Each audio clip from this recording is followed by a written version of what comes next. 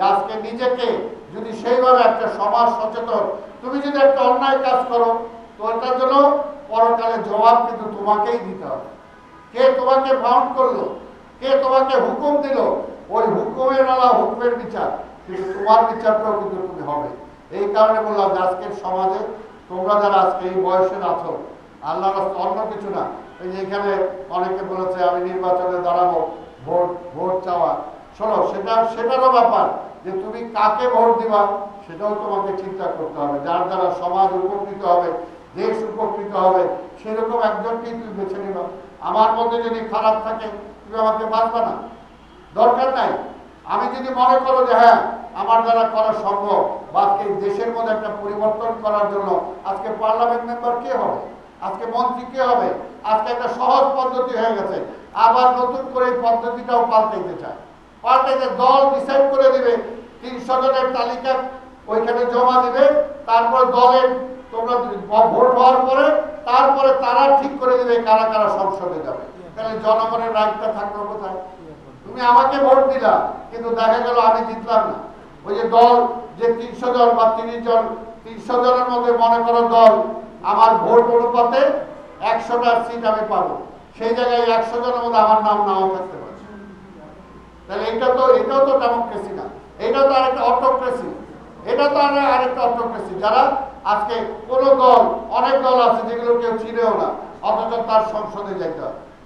এই কারণে ওই সিস্টেমটা পালন করতে হবে। যাই হোক, আমি রাজনৈতিক বক্তব্য দিতে চাচ্ছি না, আমি শুধু তোমাদের এটা বলবো, রাজনীতির জায়গায় কিন্তু রাজনীতি আলটিমেটলি তোমাদের তো রাজনৈতিক সচেতন হতে হবে যদি দেশকে তুমি ভালোবাসো। আজকে একটা ইউনিভার্সিটি একটা ভালো ছাত্র যদি বলে আই হেট পলিটিক্স, তাহলে তো পলিটিক্স ভালো হবে না, তাহলে পলিটিক্সে ভালো ছেলে মেয়ে আসবে না। মেধার কোনো বিকল্প নাই, মেধার কোনো বিকল্প নাই, এটা মনে রাখবা।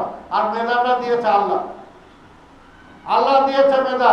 সেই জায়গায় যদি 50%কে 60% করতে পারলাম, 70% করতে পারলাম, কিন্তু 10% যে আছে তারে তো আর 50% করতে পারবো না।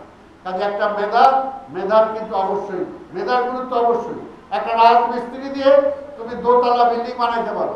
রাজমিস্ত্রি তোমরা বুঝো কিনা আমি জানি না, যারা এমনি যারা পড়াশোনা ছাড়াই ওই মিস্ত্রি হিসাবে কাজ করে, ইটের পর ইট গাইতে একটা বিল্ডিং বানায়, কিন্তু যদি একটা আর্কিটেক্ট না হয়, একটা সিভিল ইঞ্জিনিয়ার না হয়, তাহলে সে তো বুঝবে না যে একটা ভূমিকম্প থেকে এই বিল্ডিংটাকে বাঁচাইতে হলে আমার রড কয়টা বাই কয়টা দিতে হবে, আমার কতটুকু অ্যাঙ্গেলে আমি এটা ব্যবহার করতে পারবো, এটা আলো বাতাস আসার জন্য কতটুকু কি দরকার, সেটা তো যে পড়াশোনা করছে, যে ইঞ্জিনিয়ার হয়েছে, যে আর্কিটেক্ট হয়েছে, সেই তো সেটা বলতে পারবে।